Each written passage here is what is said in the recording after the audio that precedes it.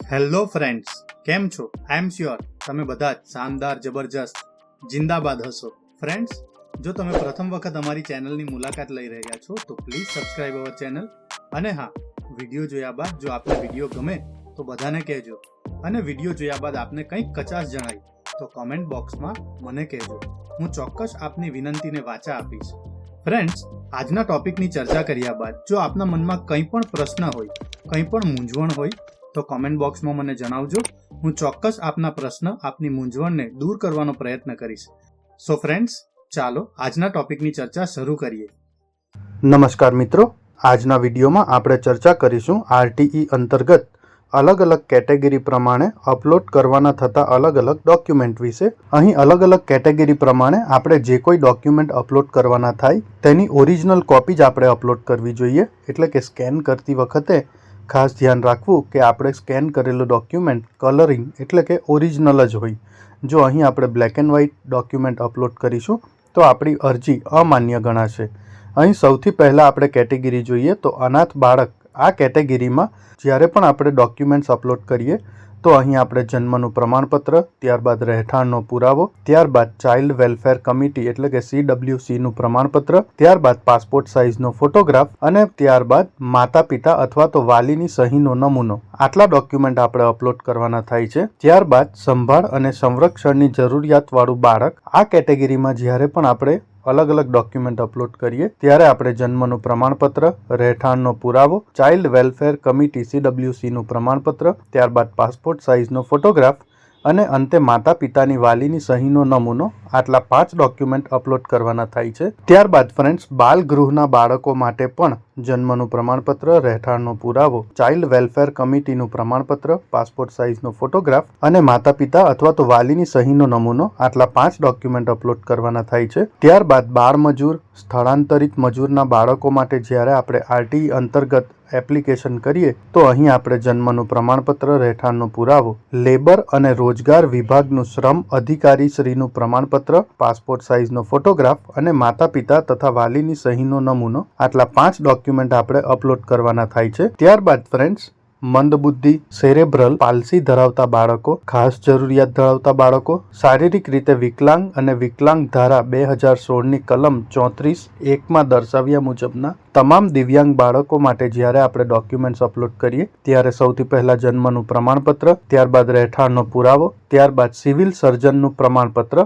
અહીં એક વસ્તુ ખાસ ધ્યાન રાખવી કે દિવ્યાંગતાની ટકાવારી 40% અથવા તો તેનાથી વધુ હોવી જોઈએ. સાથે સાથે પાસપોર્ટ સાઇઝનો ફોટોગ્રાફ અને માતા પિતા તથા વાલીની સહીનો નમૂનો. આટલા 5 ડોક્યુમેન્ટ આપણે અપલોડ કરવાના થાય છે. ત્યારબાદ ART એટલે કે એન્ટી રેટ્રોવાયરલ થેરેપીની સારવાર લેતા બાળકો માટે જ્યારે પણ આપણે ડોક્યુમેન્ટ્સ અપલોડ કરીએ ત્યારે જન્મનું પ્રમાણપત્ર, રહેઠાણનો પુરાવો, સિવિલ સર્જનનું પ્રમાણપત્ર, પાસપોર્ટ સાઇઝ ફોટોગ્રાફ અને માતા પિતા તથા વાલીની સહીનો નમૂનો. આટલા ડોક્યુમેન્ટ્સ આપણે અપલોડ કરવાના થાય છે. ત્યારબાદ ફરજ દરમિયાન શહીદ થયેલ લશ્કરી, અર્ધલશ્કરી અથવા પોલીસ દળના જવાનના બાળકો માટે જ્યારે આપણે ડોક્યુમેન્ટ્સ અપલોડ કરીએ ત્યારે જન્મનું પ્રમાણપત્ર, રહેઠાણનો પુરાવો, સંબંધિત ખાતાના સક્ષમ અધિકારીનો દાખલો, પાસપોર્ટ સાઇઝ ફોટોગ્રાફ તથા માતા પિતા અને વાલીની સહીનો નમૂનો. આટલા 5 ડોક્યુમેન્ટ્સ આપણે અવશ્ય અપલોડ કરવા જોઈએ. ત્યારબાદ ફ્રેન્ડ્સ, જે માતા પિતાને એકમાત્ર સંતાન હોય અને તે સંતાન માત્ર દીકરી જ હોય તેવી દીકરી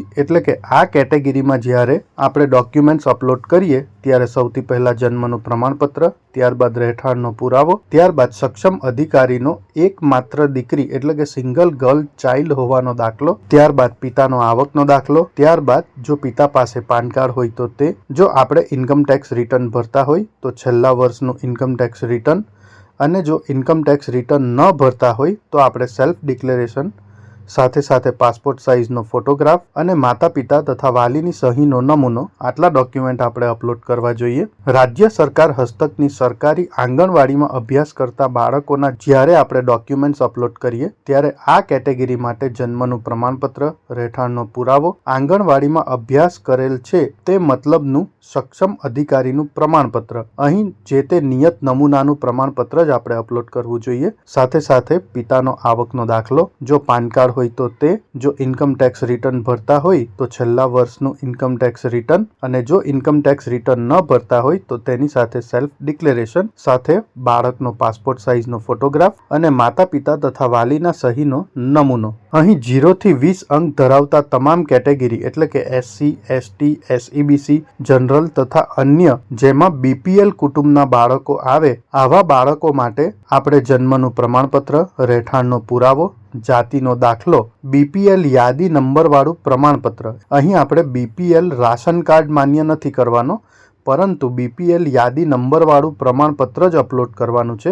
સાથે સાથે પાસપોર્ટ સાઇઝનો ફોટોગ્રાફ અને માતા પિતા અથવા વાલીની સહીનો નમૂનો. તો BPL કુટુંબના બાળકો માટે આટલા 6 ડોક્યુમેન્ટ ચોક્કસ અપલોડ કરવા જોઈએ. ત્યારબાદ અનુસૂચિત જાતિ અને અનુસૂચિત જનજાતિ એટલે કે SC, ST કેટેગરીના બાળકો માટે આપણે જન્મનું પ્રમાણપત્ર, રહેઠાણનો પુરાવો, જાતિનો દાખલો. અહીં જાતિનો દાખલો જે તે સક્ષમ અધિકારીનો જ હોવો જરૂરી છે. ત્યારબાદ આવકનો દાખલો, ત્યારબાદ પાન કાર્ડ, ત્યારબાદ છેલ્લા વર્ષનું ઇન્કમ ટેક્સ રિટર્ન. જો ઇન્કમ ટેક્સ રિટર્ન ફાઇલ ન કરતા હોય તો અહીં સેલ્ફ ડિક્લેરેશન આપણે અપલોડ કરવાનું થાય છે. અને સાથે સાથે પાસપોર્ટ સાઇઝનો ફોટોગ્રાફ તથા માતા પિતા અથવા વાલીની સહીનો નમૂનો. આટલા 8 થી 9 ડોક્યુમેન્ટ આપણે SC અથવા ST કેટેગરીના બાળકો માટે અપલોડ કરવા પડે. ફ્રેન્ડ્સ, અહીં સામાજિક અને શૈક્ષણિક રીતે પછાત વર્ગ, અન્ય પછાત વર્ગ, વિચરતી અને વિમુક્ત જાતિના બાળકો NT-DNTમાં નો કરે તો જન્મનું પ્રમાણપત્ર, રહેઠાણનો પુરાવો, જાતિનો દાખલો, આવકનો દાખલો, પાન કાર્ડ, છેલ્લા વર્ષનું ઇન્કમ ટેક્સ રિટર્ન. જો ઇન્કમ ટેક્સ રિટર્ન ફાઇલ ન કર્યું હોય તો સેલ્ફ ડિક્લેરેશન, સાથે સાથે પાસપોર્ટ સાઇઝનો ફોટોગ્રાફ અને માતા પિતા તથા વાલીની સહીનો નમૂનો આપણે અપલોડ કરવો જોઈએ. અહીં OBC કેન્ડિડેટ માટે પરિશિષ્ટ ક એટલે કે ઉન્નત વર્ગનો દાખલો જો આપણે અપલોડ ન કરીએ તો પણ ચાલે. અહીં આપણે જાતિનો દાખલો જ અપલોડ કરવો જોઈએ. ત્યારબાદ સામાજિક અને શૈક્ષણિક રીતે પછાત, અન્ય પછાત વર્ગ, વિચરતી અને વિમુક્ત જાતિના બાળકો એટલે કે NT-DNTમાં યસ આપણે સિલેક્ટ કર્યું હોય તો જન્મનું પ્રમાણપત્ર, રહેઠાણનો પુરાવો, જાતિનો દાખલો, NT-DNT હોવા અંગેનો દાખલો એટલે કે વિચરતી વિમુક્ત જાતિનો દાખલો, ત્યારબાદ આવકનો દાખલો, પાન કાર્ડ, છેલ્લા વર્ષનું ઇન્કમ ટેક્સ રિટર્ન. જો ઇન્કમ ટેક્સ રિટર્ન ફાઇલ ન કર્યું હોય તો સેલ્ફ ડિક્લેરેશન અને સાથે સાથે પાસપોર્ટ સાઇઝનો ફોટોગ્રાફ તથા માતા પિતા અથવા વાલીની સહીનો નમૂનો આપણે અપલોડ કરવો જોઈએ. ફ્રેન્ડ્સ, અહીં જનરલ કેટેગરી અથવા બિન અનામત વર્ગના બાળકોની કેટેગરી, આ બાળકો માટે આપણે જન્મનું પ્રમાણપત્ર, રહેઠાણનો પુરાવો, આવકનો દાખલો, જો પાન કાર્ડ હોય તો તે, છેલ્લા વર્ષનું ઇન્કમ ટેક્સ રિટર્ન. જો છેલ્લા વર્ષનું વાલીનું ઇન્કમ ટેક્સ રિટર્ન ન હોય તો સેલ્ફ ડિક્લેરેશન સાથે પાસપોર્ટ સાઇઝનો ફોટોગ્રાફ અને માતા પિતા તથા વાલીની સહીનો નમૂનો. આટલા 7 થી 8 જેટલા ડોક્યુમેન્ટ આપણે અપલોડ કરવા જોઈએ. સો ફ્રેન્ડ્સ, હું આશા રાખું છું કે આજે જે માહિતી મેં આપને આપી તે આપને ગમી હશે. જો આપ ઈચ્છો છો કે હું બીજા પણ આવા ટોપિક પર વિડીયો બનાવતો રહું તો પ્લીઝ કમેન્ટ બોક્સમાં એ ટોપિકના ટાઇટલ મને જણાવજો. હું ચોક્કસ એ ટોપિક પર આપની સાથે ચર્ચા કરીશ. Thank you very much and best luck for your exams.